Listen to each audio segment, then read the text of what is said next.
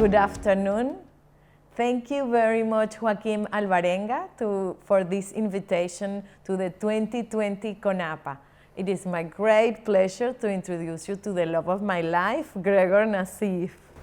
Thank you, Sandra, and this is my wife, Sandra Vivas. It's an absolute pleasure for us to be here today. So we're going to talk about how did Secret Base started, right? Yes, the very beginning. The very, very beginning. Well, Secret Base is the story of a boy and a beach, a man and a woman, and a father and his daughter. It's a story of love. And the boy is this guy here when he was little. And Gregor and I are the man and the woman. And the father is my father because he was the architect of Secret Bay. So this is just kind of to give you a little bit of context of how this started, how Secret Bay started. So as a young boy, I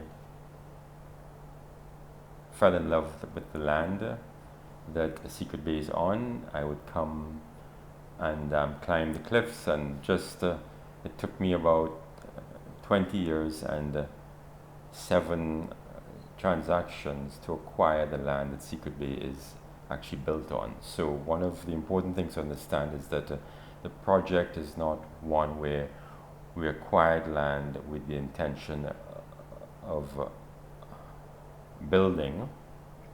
It was more just that there was a lot of love for the land, and I was able to acquire it with the intention of hopefully being able to live here. So later, that's the part where I come in the picture. When we finally got the land, Gregor and I got married, and my dad's wedding gift was the first plan to build our own home there. But the interesting thing, and I think the most important thing, is that we really wanted the natural landscape that we thought was perfect and stunning to dictate exactly how we were going to develop this project, which we then called Secret Bay, named after Secret Beach, which was the beach that I loved very much as a child. And what we were determined to do is to build something very special that would in no way change the landscape that we had found. So the promise that we made to each other is that as you passed by Secret Bay from the sea, in 5 years or in 15 years, it would look pretty much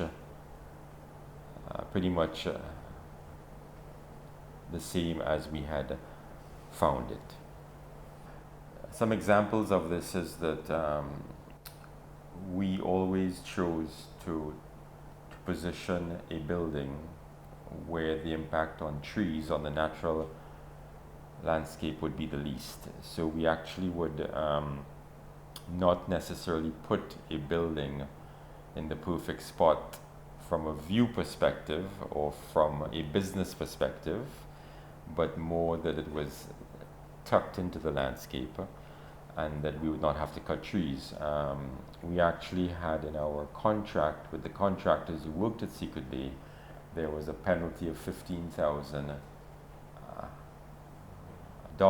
for any tree that was cut without the explicit authorization of Sandra or I. Even in terms of the roads, we chose to cut roads in a way that would not lead to the destruction of the land, not lead to having to cut a lot of trees, and we really wanted the natural landscape to dictate. From a purely landscaping perspective, we did not want to fly in plants, which is what is normally done throughout the Caribbean when a resort is constructed. You level the land, you destroy everything, you build, and then you import plants and you make it look fantastic. What we did instead is we wanted to preserve all of the natural plants, the flora, the fauna that we found here, and then to find interesting ways to enhance the landscape through additional plants, but plants that we know would grow well and would be native to this environment. One of the things we are very proud of here at Secret Bay is that in the current phase, the density of buildings to land is just over 9%. That means that 91% of the land is unencumbered with structures, so to speak. And as we expand Secret Bay, our target is that when it is completed, the density will actually drop down to less than 7%. So once again, the idea is to build around what exists and not to impose on it in any way. And just from a guest experience perspective, the seclusion and the privacy is really, really key. So we want to scatter the villas throughout the landscape and have them tucked into the forest, so to speak, and not in any way to impose on the landscape. Regarding my dad's architecture contribution, I would like to underline that the Caribbean, the traditional way of building, the Caribbean architecture is usually elevated to avoid floods, and it's usually a very, very cool tropical home, made usually out of wood. My dad's architecture, although the design looks very modern, uses traditional features of architecture, just with a design that it's more contemporary and more efficient in terms of the use of materials.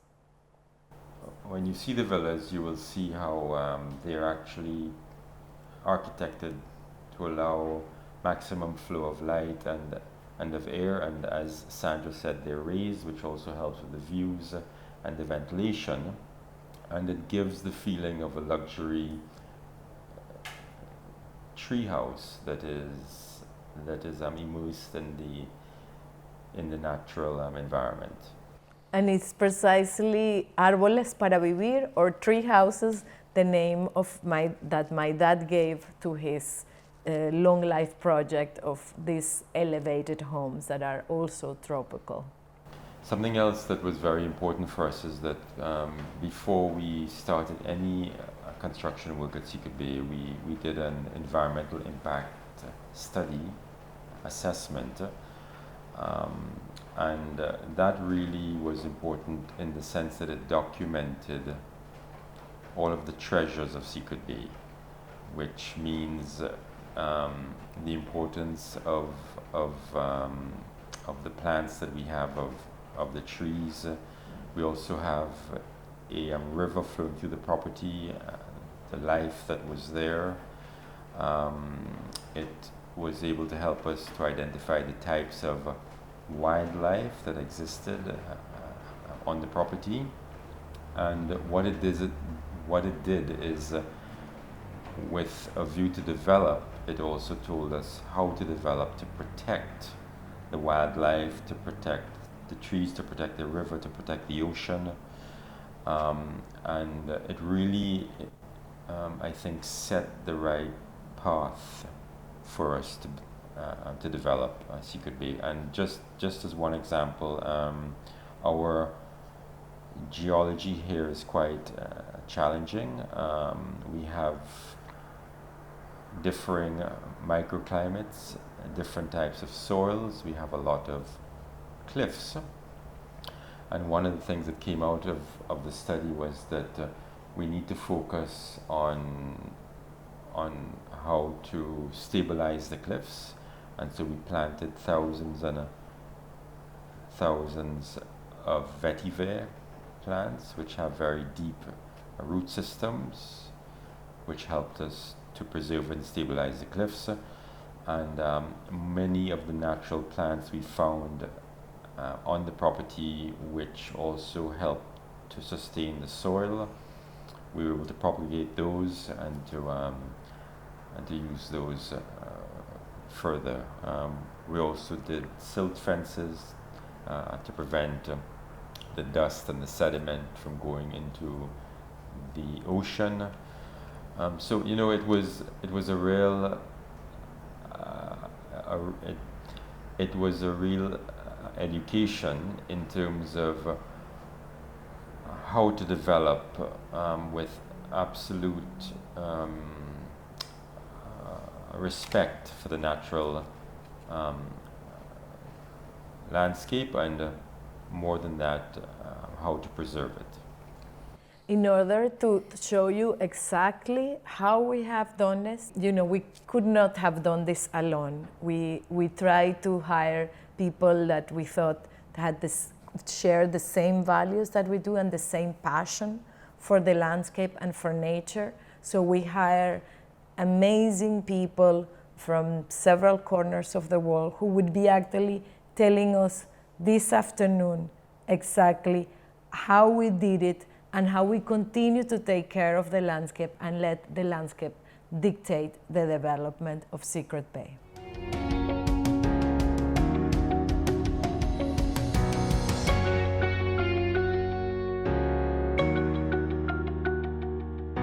I'm Claude Loture. I'm from Haiti, and I've been working on that project as the architect for more than 12 years. What I like with Secret Bay, the design, and what we wanted to achieve with the design at Secret Bay is that it gives the users or the guests a feel where they're floating and they're surrounded by nature, and they can enjoy at the same time the majestic view that you have all around. Most of the villas are elevated, so they give a higher perspective of the views, and also in terms of climatic aspect, it gives a cooler environment inside of the building. The site at Secret Bay is really challenging. That it was one of the most problematic and also exciting part of that project, and also the fact that the clients have a real strong requirements where we should preserve as much as possible all the vegetation and all the trees, meaning no big equipment was allowed on site, and the site you have a lot of slope and a lot of stony areas, big rocks. So we had to use pickaxe and jackhammers to dig all the foundations for the structures. Also to prevent impact on the environment, we had to use silt fence so we can collect all the dust and all the materials of the excavation, not to damage the environment.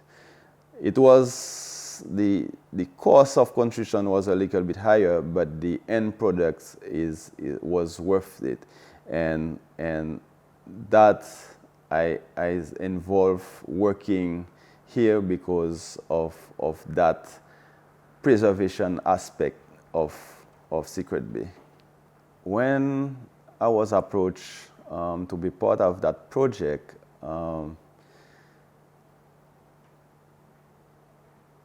I was instantly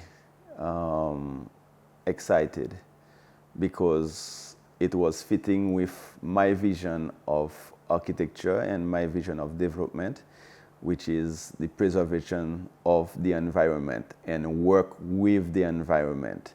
And throughout the years working on that project, we keep that same vision and we even improve on it. And coming back to Secret Bay, whether as architect or whether as guest, I can see the difference, and you can feel something majestic about Secret Bay. And it's difficult to describe. You have to experience it to understand. The relation with nature is almost like a symbiosis, where everywhere you're going, you have the vegetation, the luxury vegetation, and you have the fauna. You have iguanas, birds coming and eat with you your breakfast during the day, and is incredible. Also, with the challenge that we had, like I said, was the topography of the land, but also the fact that we had to take into account the view that you will get from any villa, the point of view. So we had to try to orientate the villas to capture the sea view and the nature view, and also to make sure we're not destroying too much the environment. And the other aspect was to maximize the airflow inside of the buildings. So that's why we have all those openings. So it's a mix of opening to nature, opening to the view, and also facilitate the airflow inside of the building. So we have the wind coming from the northeast of the site on a valley, and we maximize on that so the building can be cooler than others. With the fact that the elevated is even enhanced that feel of coolness inside of the buildings. We had to preserve as much as possible the trees, the nature, and also work with the hard stones that compose the site as well. I remember we wanted to implement or position some of the villas. We had all the master plan done based on topographic levels, and when we went on site to position them, we see that there's some trees on the space. So therefore, we had to go and try to minimize or avoid cutting those trees, and we had to shift the building a little bit, 2 feet on the side, or push it back. So we had the opportunities to save most of the trees during that project. Even right now, we are doing the extension, the residencies at Secret Bay, and we had to shift the roads because the original location that was more suitable was destroying too much of the valuable trees that we have on site. So we had to shift the road and take that in consideration. And we had to mark a lot of them to make sure that the operator of the excavator that was doing the road, and that is the only time that we could use heavy equipment is for the road work. And they had to make sure that they pass away from the trees that we wanted to save. Therefore, we end up with a road a little bit narrower, but it blending so nicely with the environment that it's perfect.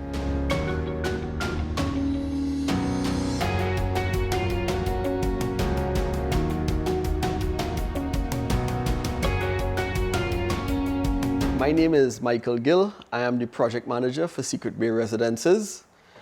And my duties include looking after all aspects of the construction from initiation through to completion, which includes not only the construction techniques, but procurements, and also having a strong sense of appreciation for the natural environment and the ethos of Secret Bay and its owners.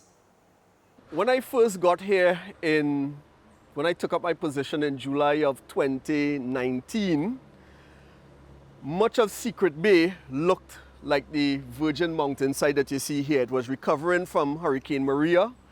There was a lot of vine overgrowth. There was a lot of fallen trees that had started decaying.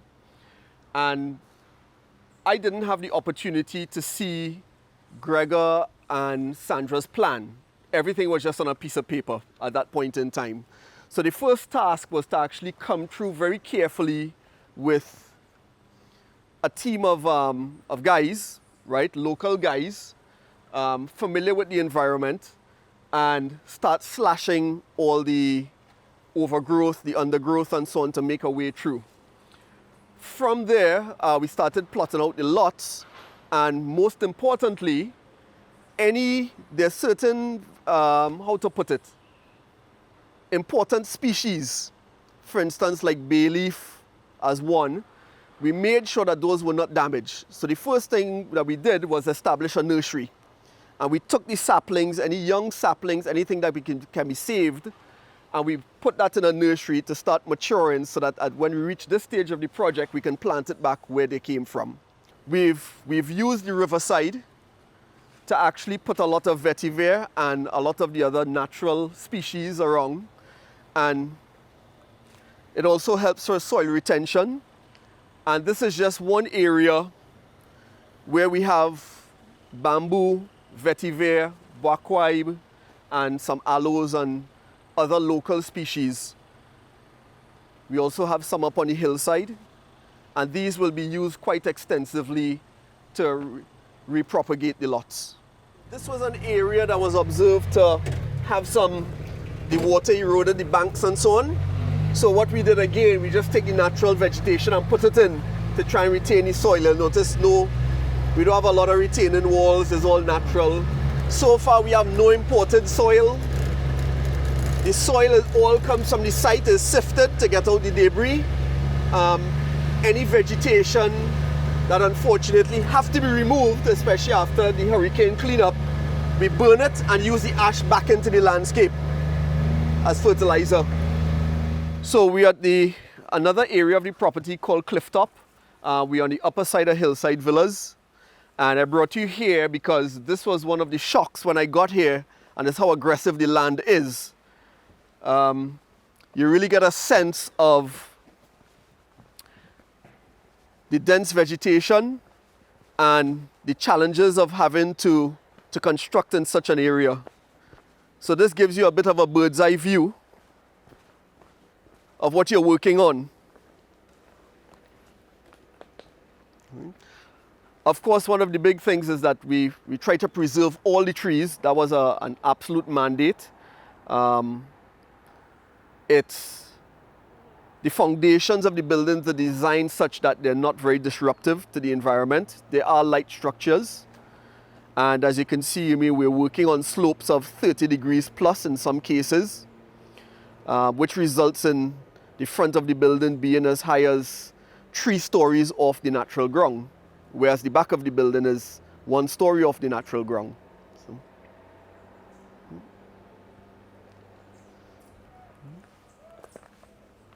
And naturally, placing concrete in an area like this is very difficult. As you notice, our roads are not very wide, and traditional construction equipment cannot actually access most areas of the site. So we've had to employ some very unique techniques. We have some low impact, small 4-wheel drive concrete dumper, which we transfer concrete from the larger trucks into, and then that comes on top here, which is very, very low impact, and they're able to handle the terrain. And we've also built a number of chutes which take concrete down to the relevant construction areas. This is one of the chutes here. I don't know if you get a nice panoramic of it. You gotta look down to appreciate. Again, this is another one of our villas nearing completion. Again, as part of our environmental practices and respecting Mother Nature, we wrap the trees in plastic wherever we have high potential for concrete to stain the natural vegetation. I always like nature, I'm an outdoors person, but when I first came here in the early days and I looked at it, I said, this would be a challenge, but I really, I honor his vision, and I you know, I'd like to complement that. So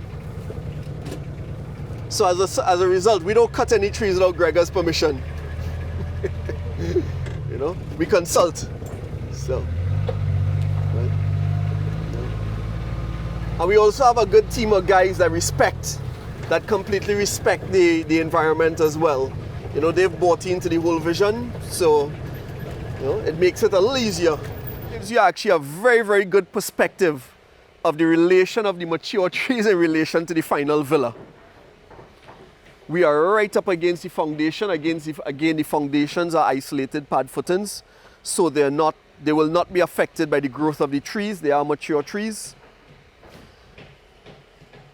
The choice of creating these are temporary access ways to actually safely get to the job site. Again, these were actually selected based on what trees are in the area as well. Again, you can observe how close the trees are, the challenges of having to build in that small footprint. Again, being dictated by the landscape, right? All the service routes, right? For water, IT, electrical, fire, are all dictated by the trees and the roots.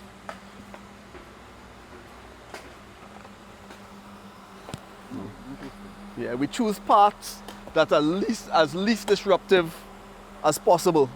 Again, the challenges of working on slopes like this and the inability to get traditional construction equipment and like concrete pumps and so on, we had to use composite structures. As you can notice, the columns in front are quite tall.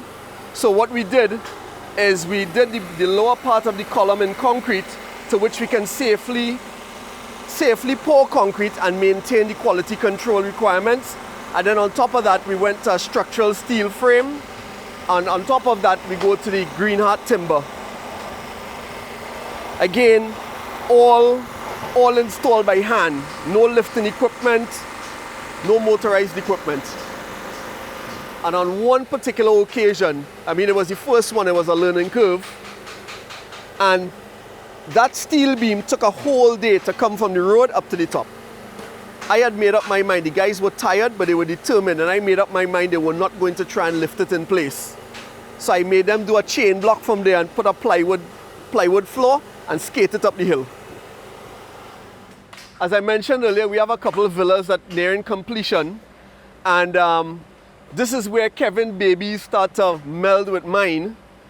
A lot of the plants that I showed earlier in the nursery, this is where we start putting them back where we originally took them from, all the natural species and so on. So this is what you see going on here in the first two villas. The bamboos, the vetiver, the bakwaib, bay leaf.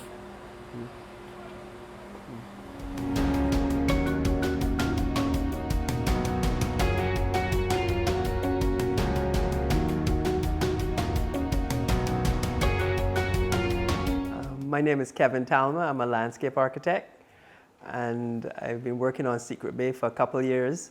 And it's a very interesting project because it's not a typical landscape design construction project where you do detailed plans and they're executed as per plan. It literally is a evolving, hands-on design process that is geared around protecting the forest and enhancing the landscape, and the buildings kind of just flowing around existing landscapes. Some of the major challenges with taking that approach, obviously, is you don't have a free rein on plant palettes to choose from. There's no imported materials, not even soil mix or compost or topsoil. We're literally working in the ground as it stands. And it was a funny experience because the landscape contractor obviously grows mostly ornamental plants in his nursery. And we were, obviously trying to use what he had, which were locally grown, but they are ornamental plants, are not necessarily best suited for the environment that we found here, which was very, very rugged, dry, rocky soils, in some places no soils at all. So we've found these, what we call these super plants. We have one that we call together wild spider lily, which we found on the ridges and on the hillsides, and it works wonderfully here as a ground cover with a nice red flower. We've found the quick stick and the and the bay leaf and all these plants that work well. And the program and the design intent now has kind of slightly evolved to where we are really looking to rely on these very, very endemic and local plants to create an aesthetic that actually is truer to Secret Bay than the ornamental plants would provide. And so that major challenge actually has become a design approach, and actually I'm personally quite happy about it and excited to see how that will, represent itself as we, develop more of the property. In addition to those type of plants, there are a couple other super plants which we introduced, the cuscus grass or vetiver, which is a kind of a magic plant in that it can hold water and soil in the soil and hold soils from eroding, and we've been using that as large ground covers and on terraces to kind of create and regenerate soils, actually manufacture soils in place. And then obviously my experience on site has been incredible, watching the landscape contractors work and taking my hats off to them, because you're literally walking up and down the hills with everything manually. There's no machinery. The most machinery I've seen is a trimmer, where trees might be trimmed to allow access for a walkway or something. But everything is manual work, hand done, lifted up and down the hill. A lot of the plants grown right on the river, edge of the river that flows through the valley. Even materials, simple materials like rocks. There's a river that flows between the two hillsides, and it brings a lot of large stones onto the beach. So in an attempt to get a sandy beach, we were clearing the rocks off the beach, and we found that there were beautiful additions to the landscape in that we used them in a few areas under the villas where there was no light and there was no chance of anything growing. We used it as a mulch, and it turned out as an incredible finish and a nice contrast to the greenery. Obviously the landscape contractors, again, manually lifting stones off the beach, up the hill, into place. So whenever I see the work, I really appreciate, how much had to go into achieving what's there now. And the next initiative I'm noticing is now our trend now to try and bring some more edibles into the landscape, fruit trees. So we're adding fruit trees into the forest. The hotel is putting in garden, herb and vegetable beds next to each unit, so the chefs can pick produce and with a visitor and then cook for them. So the landscape is evolving, and it's always moving in a direction where the existing environment, nature, materials are being utilized.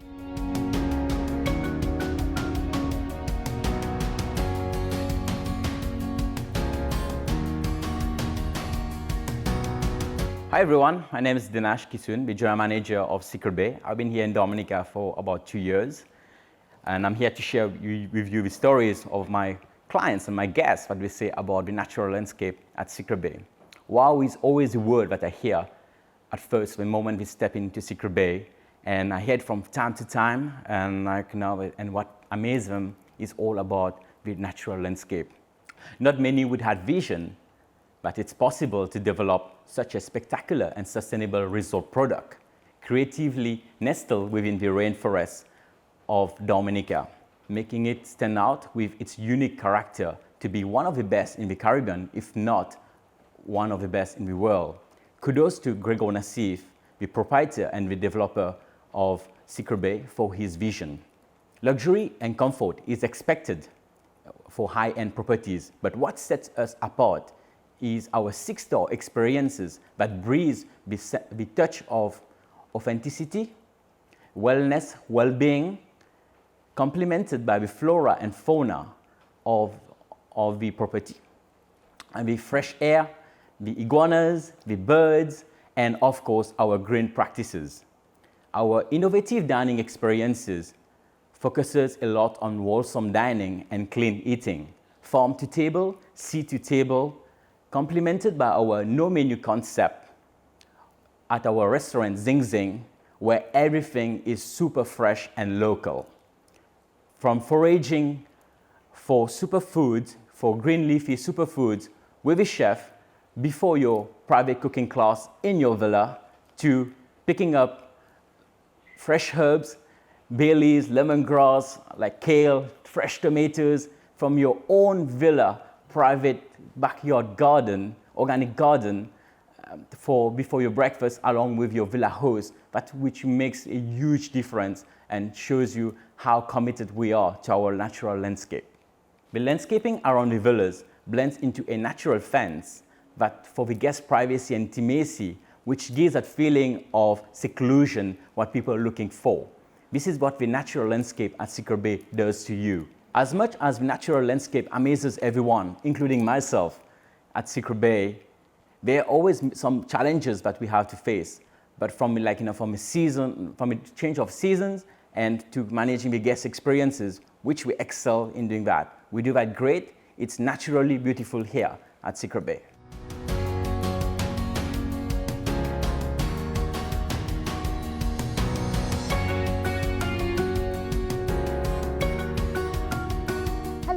My name is Lenita. I'm the Guest Services Manager at Secret Bay, and I'm also the leader of our Green team.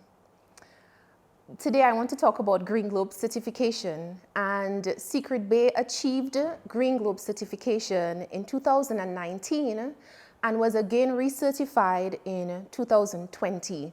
This was a huge accomplishment for us, as Green Globe certification is one of the highest standards of sustainability worldwide. And for us, we started off with the implementation of our Green team. And our Green team consists of all heads of departments, including some frontline staff, who help to ensure that we are sticking to the best green practices possible. And over the years, or over this last year through this year, we've taken on several green initiatives that really set us apart from many of the other hotels or resorts on island and in the Caribbean. From starting off, what I can think of, we have our coral restoration program. And for us, this is huge because after the passing of Hurricane Maria, we did notice that our coral reefs, especially those around Secret Bay, seem to be under severe duress. And we were so fortunate to be able to have an expert on property who was able to harvest live coral and implant them onto a coral nursery where she's growing live coral that can be transplanted onto a distressed reef so that we're able to rehabilitate the entire area. So that to us was a very exciting start. We also recognize the importance of education, of educating our team, educating the community, and we've done so through many different activities.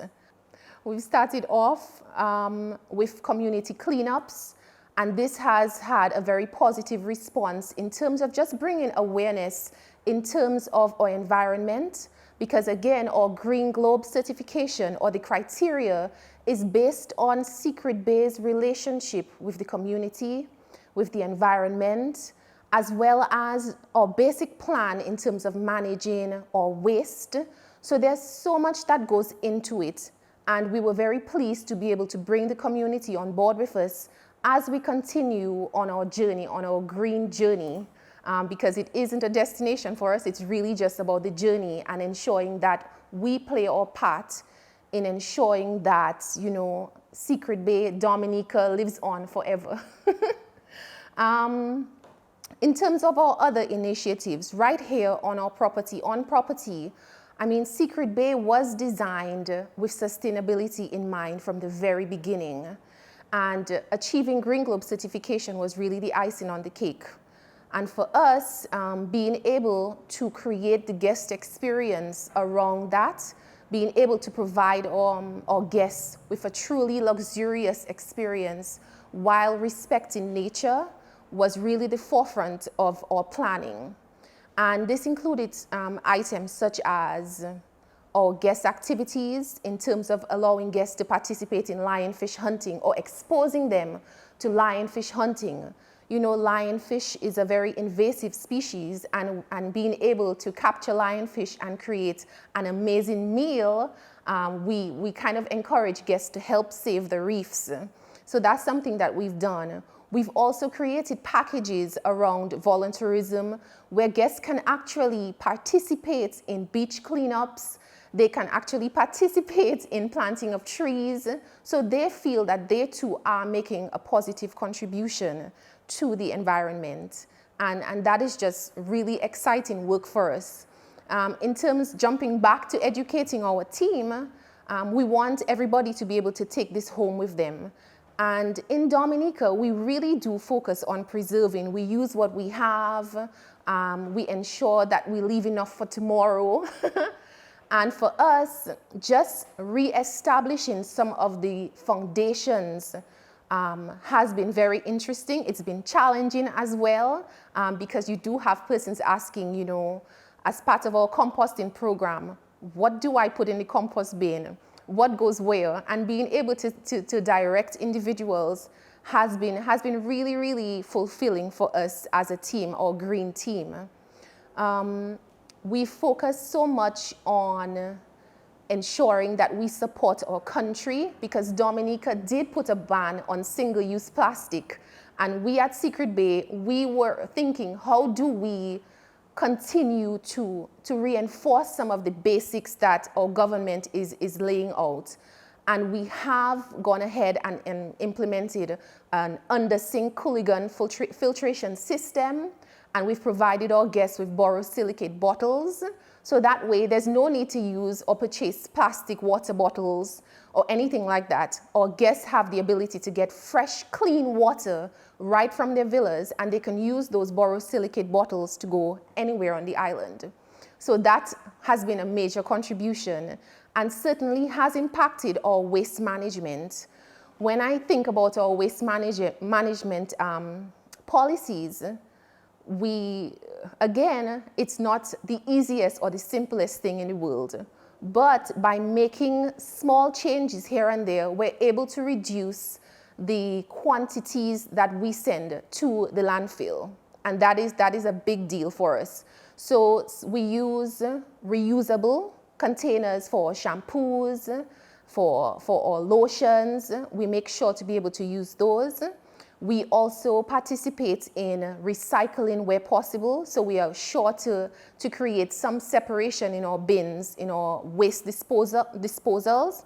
So we're able to have plastic bottles, we're able to use glass bottles, and then we have our mixed or combined waste. And of course, right on property, we are composting. We have a composter that we use, and basically nothing goes to waste. That is the whole idea. Nothing has to go to waste, including the fact that we have recently created backyard gardens. So our guests can walk right outside of their villa, take a very, very short stroll to their grow bed where they can select lettuce, cucumbers, even watermelon, where they can have a true farm-to-table experience. So this is just a small bit of what we do on a day-to-day basis in terms of making sure we handle the waste properly, to making sure we provide guests with the opportunity to be a part of our environmental initiatives. We engage the community, and we make sure everything is available so that we are sticking to our green policies and practices.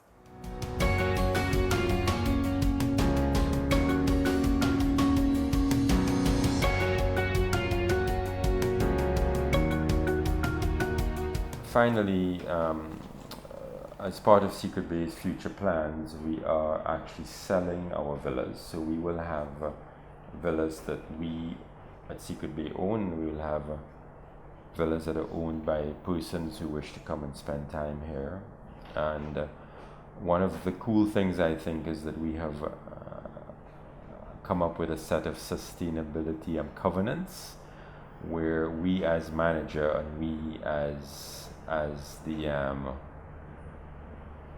developers sign with the owners, where the three parties make a very serious commitment to continuing to develop and to operate Secret Bay in the most sustainable way possible. Something that's important to mention also is that Secret Bay is considered a luxury property. We are considered actually 5 to 6 star, and we have won many important awards.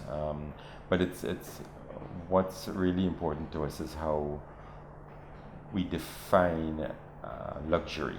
So for many persons, luxury is marble floors and lots of fancy things, and for us, luxury is nature. So it's the sound of the birds, it's fresh orange juice, it is sea to plate and farm to plate cuisine, it is being able to enjoy pure air, pure water, the sounds of nature. And so for us, luxury is the most natural we could possibly be, and it is to allow our guests to enjoy nature in its purest form. And that's another way to look at how we built and developed Secret Bay.